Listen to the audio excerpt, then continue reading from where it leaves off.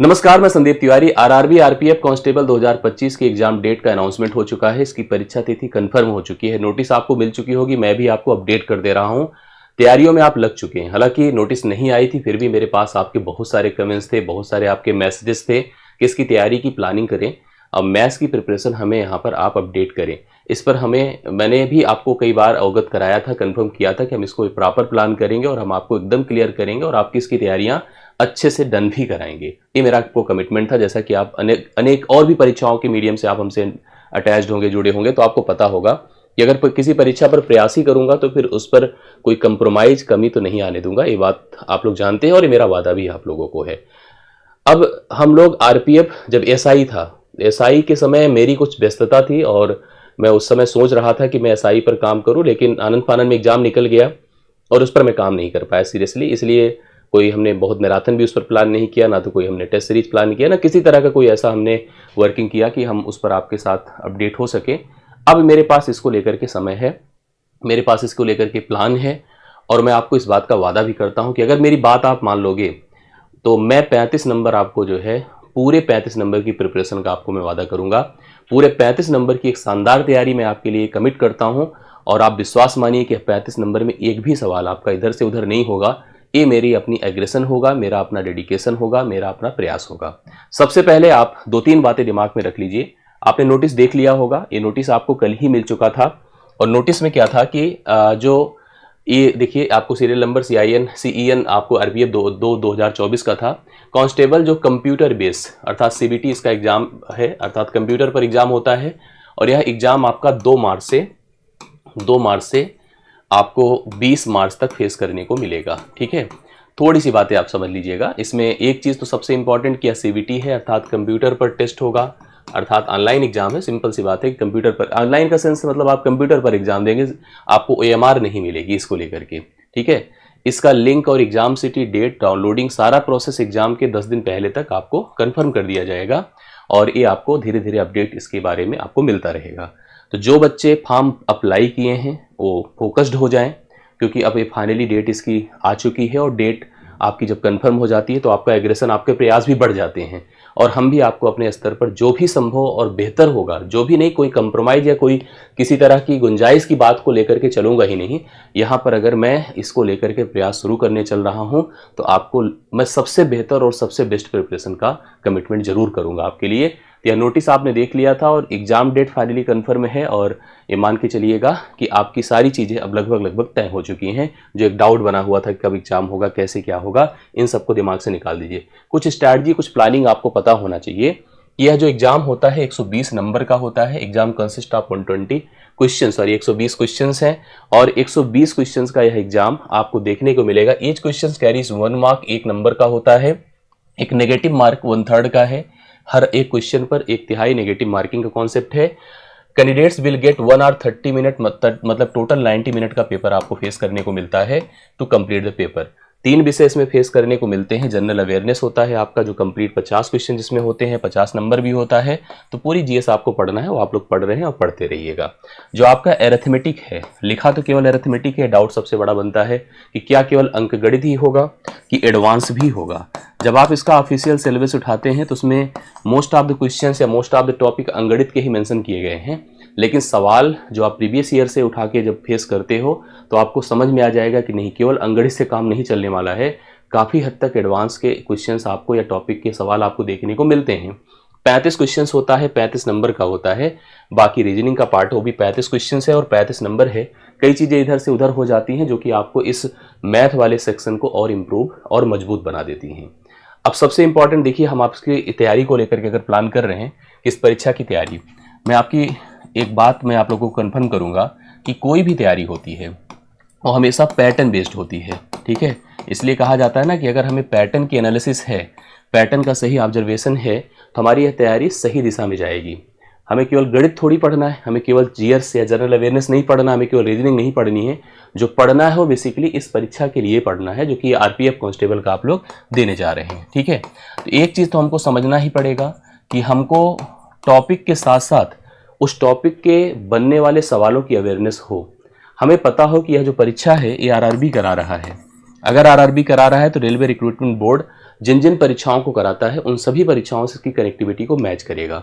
मतलब आप अगर ग्रुप डी का पेपर देखते हैं, आप एनटीपीसी का देखते हैं, आप और भी ग्रेड 3 के भी पेपर आप देखते हैं जो रेलवे का होता है, साथ साथ और भी कुछ परीक्षाएं होती है जिसमें आप टीचिंग का भी एग्जाम समझ लीजिएगा, बहुत सारे ऐसे एग्जाम्स होते हैं जो रेलवे कराता है। आपके स्तर का एग्जाम, वो लगभग हर प्रकार के एग्जाम को सवाल यहाँ से जो आरआरबी क्रिएट करता है वो क्रिएट करके सभी जगहों पर उसी सवाल का थ्रो करता है। ठीक है, इसलिए हमारी तैयारी में कांस्टेबल का पैटर्न तो एकदम क्लियर हो कि इसके प्रीवियस ईयर पर आपका कंट्रोल हो, कमांड हो, इसके सभी सवालों को आपने अब तक कर लिया हो जितने भी प्रीवियस ईयर आप फेस करते हैं या इसका देखे होंगे। साथ साथ उसके पैटर्न से आप प्रत्येक टॉपिक का, प्रत्येक चैप्टर्स का प्रॉपर रिवीजन कर रखो, प्रॉपर उसको प्रैक्टिस में रखो, डेली के डेली कुछ सवालों का एनालिसिस करें, कुछ सवालों को हल करें। लेकिन इसके अलावा भी ग्रुप डी का पेपर आप उठा लीजिए, हाँ रेलवे ग्रुप डी का, साथ साथ एनटीपीसी का पेपर उठा लीजिए, साथ साथ एएलपी का पेपर उठा लीजिए, इनके भी सवालों की आप सही एनालिसिस कर लीजिए तो आपको बहुत हेल्प मिलने वाली है। ठीक है, तो ये बहुत ज़रूरी है कि तैयारी एक सही अप्रोच में हो, तैयारी निरर्थक ना हो, इधर उधर ना हो कि बहुत हम ज़्यादा मेहनत कर रहे हैं, बहुत ही ज़्यादा हम मतलब लोड ले रहे हैं या प्रेशर दे रहे हैं अपने ऊपर। मतलब लेबर इसमें सोल्यूशन नहीं है, इसमें सोल्यूशन स्मार्ट वर्क है और स्मार्ट वर्क आपकी परीक्षा की कनेक्टिविटी को मैच कराएगा।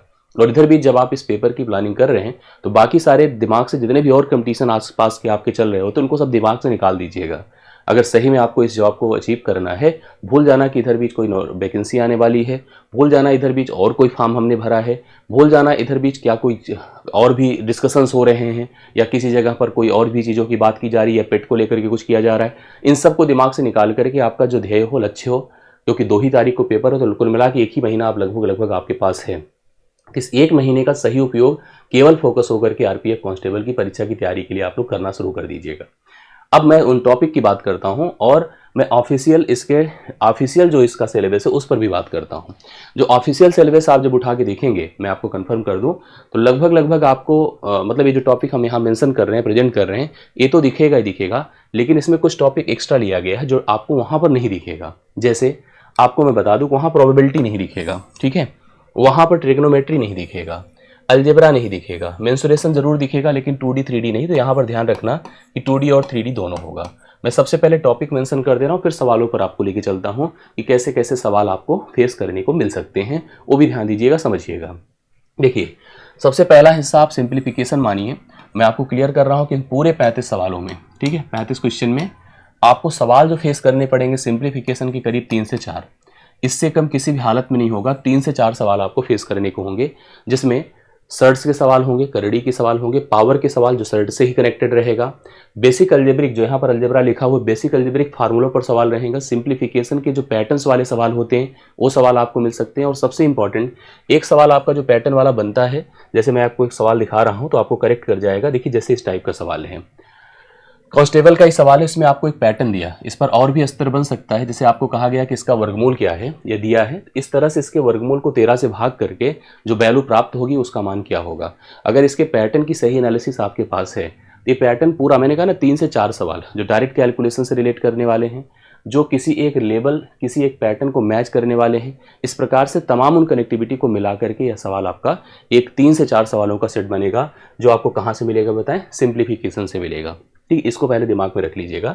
इसके अलावा चले आइए तो परसेंटेज, प्रॉफिट लॉस, यहीं पर मैं मेंशन कर देता हूँ। देखिए, डिस्काउंट, इनको एक साथ कर लीजिएगा, percentage, profit loss and discount, simple and compound interest. मतलब इन चारों 5 टॉपिक की बात करा जाए तो मैं आपको श्योर कर रहा हूँ कम से कम 7 से 8 क्वेश्चन आपको देखने को मिलेगा। ठीक है, बहुत इंपॉर्टेंट हिस्सा रहेगा ये। आप इस समय के ट्रेंड को समझ लीजिए। यूपी पुलिस का एग्जाम अगर आपने दिया होगा तो आपको जानकारी होगी कि profit loss, percentage, discount, SI, CI का जो हिस्सा होगा, बहुत ही स्मार्ट पढ़ना है, बहुत ही सिलेक्टिव पढ़ना है। क्वेश्चंस को बहुत ही ट्रेंड में जो चल रहे हैं उनको आधार पे लेके जाना है और उसी के सवालों की आपको प्रॉपर प्रैक्टिस करनी है। सवालों का नेचर बिल्कुल बदल चुका है, मैं आपको श्योर कर रहा हूँ कि जो आपकी परीक्षा की नेचर है उसके आधार पर सवालों का नेचर एकदम डिफरेंट हो चुका है। इसलिए इन टॉपिक का सही एनालिसिस करके मैं 7 से 8 लिखा जरूर हूँ, लेकिन मेरे दिमाग में कम से कम 10 सवाल दिख रहा है, 8, 9, 10 सवाल टोटल हमको दिख रहे हैं इस टॉपिक से। ठीक है, एवरेज का एक सवाल 1 से 2 मान लीजिए, 1 से 2, रेशियो प्रोपोर्शन से आपको कम से कम 3 से 4 सवाल मिलेंगे। ये भी ध्यान दीजिएगा, 3 से 4 ये हिस्से देखिए, जो बड़े बड़े हिस्से, इन पर ध्यान देना पड़ेगा। 3 से 4 इसलिए दिखेगा क्योंकि यहीं पर आपको एज के सवाल दिखेंगे, यहीं पर आपको पार्टनरशिप के सवाल दिखेंगे, ठीक है, पार्टनरशिप के सवाल दिखेंगे, और यहीं पर आपको मिक्सचर के सवाल दिखेंगे। ठीक, ये रेशियो कम है, इसीलिए बोला ना 3 से 4 सवाल आपको देखने को मिलेगा। डायरेक्ट प्रपोर्शन के सवाल आ सकते हैं, एज के सवाल तो चलो रहने ही रहने हैं, पार्टनरशिप का 100% एक सवाल रहना है, मिक्सचर का एक सवाल आप गारंटी ले लो कि वो भी कहीं नहीं जाएगा, वो भी आपको देखने को मिलेगा। तो 3 से 4 सवाल अगर मैं प्रेजेंट कर रहा हूँ तो कहीं से भी गलत कोई बात नहीं है, करेक्ट है। इसके बाद चले आइए, जैसे ये जो पार्ट्स है, जैसे डेसिमल है, फ्रैक्शन है, यहीं से आप कनेक्ट करना सिंप्लीफिकेशन से ही या नंबर सिस्टम के हिस्से से। अब नंबर सिस्टम तो कहीं नहीं लिखा है, लेकिन नंबर सिस्टम को भूल नहीं सकते हम लोग, ठीक है। इन वाले हिस्से को जिसमें डेसिमल का मतलब आप समझ रहे हैं, डेसिमल और फ्रैक्शन, जिसमें जो रिकरिंग का कॉन्सेप्ट होता है, आवर्ती वाला उसका भी एक अलग सेगमेंट होता है कि बार जो हो, खास करके आपकी परीक्षा के लिए जो बार है वो यहाँ पर लगा हो, ऐसे नंबर, इन सब का उपयोग, इनके कन्वर्जन, इनके कैलकुलेशन, जनरल भी ऐसा नहीं केवल यही सवाल, और साथ साथ आपको जो है मतलब जो कंपैरिजन वाले सवाल होते हैं भिन्नों के, डेसिमल के, उनके सवाल, ये सब पार्ट आपको 1 से 2 सवाल आपको जरूर देखने को दे देगा। ये एलसीएम में सिर्फ एक सवाल 100% है, 2 भी आप मान सकते हैं, गलत नहीं होगा। चाल दूरी समय से आपको 1 से 2 सवाल, ये भी 100% रहता है, जिसमें नाव धारा का कॉन्सेप्ट भी आपको देखने को मिलता है। मैं सवाल आपको दिखा भी देता हूँ, जैसे देखिए आरपीएफ कांस्टेबल का, देखिए ये सवाल आपको दिखेगा, ये अर्जुन को धारा की दिशा में 40 किलोमीटर तैरने के लिए 5 घंटे लगते हैं, जबकि उसी धारा के विरुद्ध, मतलब वहां पर उसे धारा के अनुकूल चाल के बारे में जानकारी दे दिया और प्रतिकूल चाल के बारे में जानकारी दे दिया। स्थिर जल में तैरने की गति पूछ रहा है, तो नाव धारा हो गया, ठीक है, नाव धारा हो गया। नाव धारा के साथ साथ आप याद रखना जो आपका ट्रेन का कॉन्सेप्ट है, क्योंकि आप जिस चैप्टर को, जिस बोर्ड को फेस कर रहे हैं वो रेलवे का ही बोर्ड है, तो एक सवाल आपको ट्रेन से कनेक्ट करता जरूर दिख जाएगा, भले ही डायरेक्ट चाल दूरी समय से आ जाए, लेकिन रेल का सवाल आपको एक देखने को जरूर मिल जाएगा। ये सवाल आप ध्यान दीजिएगा, इस तरह के सवाल आपको फेस करने को मिल सकते हैं, करेक्ट है। चाल दूरी समय का पार्ट, नावधारा का पार्ट, ट्रेन का पार्ट, ये आपको कम से कम 1 से 2, मैंने 2 लिख दिया तो 2+ ही मान लीजिएगा, इससे कम सवाल आपको देखने को नहीं मिलेगा, करेक्ट है। अब थोड़ा सा कुछ चीजें, जैसे टाइम एंड वर्क है। अब टाइम एंड वर्क मेंशन नहीं है, लेकिन क्या आप जानते हैं कि सवाल नहीं आएगा? 35 सवाल जब पूछे जा रहे हैं तो कोई भी टॉपिक छूटेगा नहीं, आपको बता दूं, हर टॉपिक से सवाल आपको देखने को मिलेंगे। चाल दूरी से सवाल मिलेगा, समय कार्य से सवाल मिलेगा, नल टंकी से सवाल मिलेगा, नल टंकी से सवाल मिलेगा, इसलिए भूलना नहीं कोई भी चीज को, हर चीज का, हर टॉपिक का step by step, topic to topic revision करना है, ये बहुत जरूरी होता है, करेक्ट है। डेटा इंटरप्रिटेशन के इसके पूछने की जो स्कीम होती है एकदम डिफरेंट होती है। ये ज्यादातर कोशिश करता है, जैसे अन्य परीक्षाएं होती है उसमें 1 फिगर से 5 सवाल पूछता है। ज्यादातर आरपीएफ में मैंने देखा है कि 1 फिगर और 1 क्वेश्चन। अब इस पर मैं कभी भी कोई भी श्योर नहीं हो सकता कि इस बार की परीक्षा में कैसा दे देगा। हो सकता है 1 फिगर पर 1 क्वेश्चन दे रहा है, हो सकता है 1 फिगर पर 3 क्वेश्चन दे दे, हो सकता है 1 फिगर पर 5 क्वेश्चन दे दे। तो मैं इसको एकदम श्योर नहीं कर पाऊंगा, ना कोई कर पाएगा, डिपेंड करेगा एग्जाम। जब एग्जाम होगा तो वहीं से समझ में आना शुरू हो जाएगा कि 1 फिगर पर 1 क्वेश्चन दे रहा है कि 1 फिगर पर 1 से ज्यादा क्वेश्चन दे रहा है। लेकिन ये स्तरीय रहेगा, इसका लेवल हर परीक्षा में लगभग जो डीआई है वो आपको देखिए, जिसमें बार डायग्राम के क्वेश्चन, लाइन डायग्राम के क्वेश्चन, जो आयात निर्यात वाले क्वेश्चन थे उस तरह के क्वेश्चन, तो लगभग हर प्रकार के सवाल आपको, हो सकता है 2-3 फिगर दे दे। वो टफ होता है थोड़ा सा कि अगर आप 2-3 फिगर दे करके 2-3 सवाल, बल्कि 1 फिगर 1 क्वेश्चन होता है तो एक पैटर्न आपने सीख लिया, अब उस पर 4-5 सवाल आप कनेक्ट कर लो तो ज़्यादा अच्छा होता है। लेकिन ठीक है, जो भी देता है हमको फेस तो करना पड़ेगा। हम श्योर नहीं कर पाएंगे कि इसमें 1 फिगर 1 क्वेश्चन आएगा कि 1 फिगर मल्टीपल क्वेश्चन आएंगे, हम श्योर नहीं कर पाएंगे, डिपेंड करेगा, लेकिन आएगा जरूर। 3 से 4 सवाल की कनेक्टिविटी आपको देगा। अलजेब्रा में आपको द्विघात समीकरण से भी सवाल आपको देखने को मिल सकता है, द्विघात समीकरण, और साथ साथ 2 चरों वाले रैखिक समीकरण, 2 चरों वाले रैखिक समीकरण, इससे सवाल आपको नेचर पर डिपेंड करने वाले और मूलों के बारे में बात करने वाले तो सवाल आपको एक सवाल आपको यहीं पर मैं आपको बता दूं, शेषफल पर आधारित होता है। जैसे किसी एक व्यंजक को दूसरे व्यंजक से आप भाग करें तो शेषफल क्या आया, या शेषफल, या पूरी तरह से वह उसका गुणनखंड है तो किसी एक अननोन के मान को पूछ लिया, तो कुछ ऐसा सवाल आपको यहाँ पर फेस करने को मिलने वाला है, ठीक है। इस पे अगर चलते हैं मेंसुरेशन में, तो 2D फिगर और 3D फिगर केवल है मेंसुरेशन, मतलब क्षेत्रमिति। ज्यामिति तो नहीं दिया है ना, ज्यामिति का बहुत उपयोग है, लेकिन क्षेत्रमिति तो आपको ठीक ठाक देखने को मिलेगा। हाँ, जानकारी जरूर हो कि त्रिभुज ए है, चतुर्भुज ए है, हमें पाइथागोरियन ट्रिपलेट कंफर्म हो, हमें एरिया वॉल्यूम और पेरीमीटर तो चलो आना ही आना चाहिए, लेकिन त्रिभुज का जितना भी अप्रोच है, सर्कल का जितना अप्रोच है, वृत्त का, इन सर्कल, सर्कम सर्कल का कॉन्सेप्ट क्लियर हो, खडभुज का अप्रोच आपको क्लियर हो। अब अगर हम 3D पढ़ ही रहे हैं तो हमें वॉल्यूम, अगर हम पढ़ना ही है, वॉल्यूम के सवालों को देखना ही है, तो क्यूब, क्यूबाइड, सिलेंडर, स्फीयर, कौन से सवाल तो आने ही आने हैं।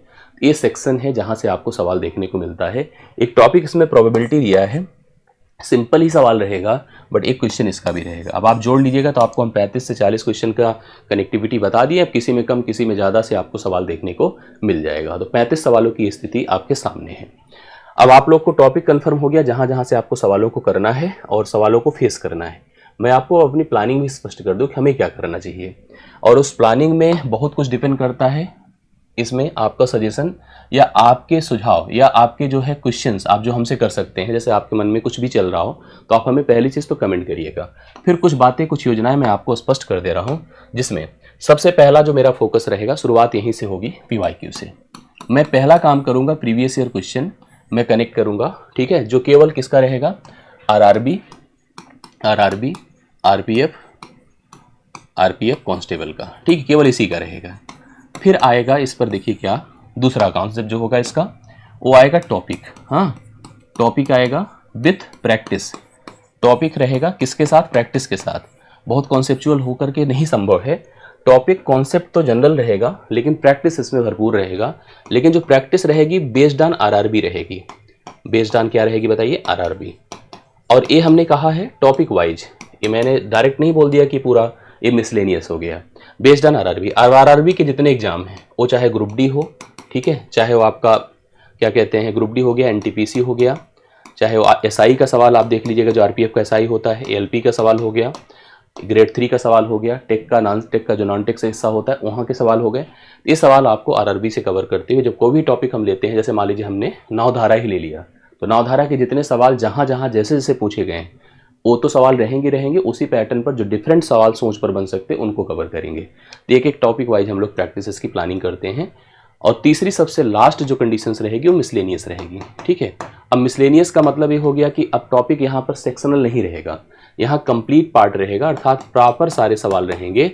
और हर तरह की, मतलब एक 35 की श्रृंखला होगी, 35 क्वेश्चन की, हो सकता है कभी कम कभी ज़्यादा, लेकिन 35 क्वेश्चन की एक श्रृंखला जो आपको मिसलेनियस सभी चैप्टर्स का उपयोग करते हुए।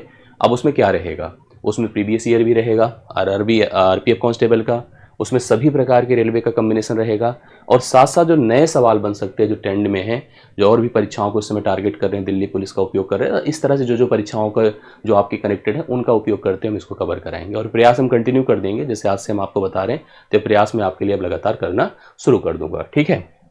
एक इंपॉर्टेंट डिस्कशन लास्ट में मैं जरूर कहूँगा आपसे कि आप अपने कमेंट्स दें, ठीक है। आपके कमेंट्स आप जितना करेंगे, जितनी बातें आप रखेंगे, वही मेरा एग्रेशन होगा, वही मेरी सोच होगी कि हाँ ठीक है, आप कह रहे हो तो हमें करना चाहिए, कह रहे हो तो करना चाहिए। बिल्कुल आप अपने कमेंट्स दीजिए, अपने सुझाव दीजिए। आपके मन में कुछ और चल रहा हो, किस तरह से ना चल करके सर ऐसे चलो, तो उस पर भी आप हमें अपडेट करो। ये बहुत ज़रूरी होता है। जितना आप एग्रेसिवली हमसे जुड़ने की बात करेंगे, उतना ही मेरा फोकस और अटेंशन आपके प्रति बनेगा, ठीक है। तीसरी सबसे लास्ट इंपॉर्टेंट बात कि सारे जो लिंक्स होंगे, वीडियोस होंगे और जो भी पीडीएफ्स होंगे, वो हम इस टेलीग्राम ग्रुप के माध्यम से आपको हम प्रोवाइड करेंगे। नीचे डिस्क्रिप्शन में आपको टेलीग्राम ग्रुप दिया ही है, आप उसको ज्वाइन कर लीजिए। शेयर जरूर करिए, वीडियो को शेयर करिए, लाइक भी करिए, और अपने स्तर पर इस रीच को बनाइए, जिससे कि हम लोग इस प्रयास को अब आगे बढ़ते हुए कवर कर सकें। तो मेरी तरफ से आज की यहाँ पर सेशन यहीं पे मैं क्लोज करता हूँ। नेक्स्ट सेशन में मैं इसी की पूरी क्लासेस का स्ट्रक्चर और सब कुछ पढ़ाना लिखाना जो प्रोसेस है उसको मैं शुरू कर दूंगा। बहुत बहुत धन्यवाद। Thank you so much.